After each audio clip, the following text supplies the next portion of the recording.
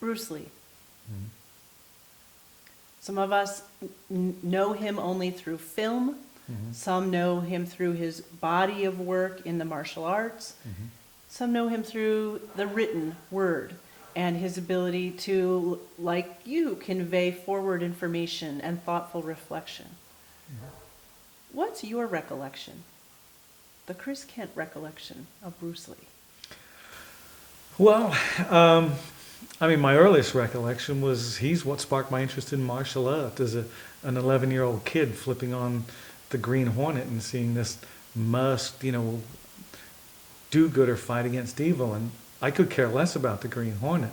I was amazed by the small Chinese guy who was basically knocking the crud out of all of the bad guys. And that started my interest in martial art. And it wasn't, I got into it through other avenues, but it wasn't until years later that I read a couple of articles, one written by Bruce and one written by my teacher Dan Inosanto, and they just hit this chord within me, and I go, this is something that I really like to study. And then through the fates, destiny, call it whatever you will, I was able to connect with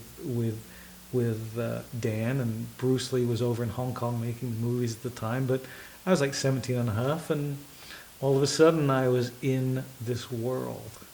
And the moment I stepped into this world, I go, this is it, Sounds like a homecoming of sorts. I don't know. Like I said, it struck a resonant chord, and once I got there, and I knew from the time I was 17 and a half that this is what I want to do. For the rest of my life in terms of teaching and passing it on. And as I said, that segued into most people see Bruce Lee in different ways, as a cinematic superstar, or as a person who created this radical form of martial art.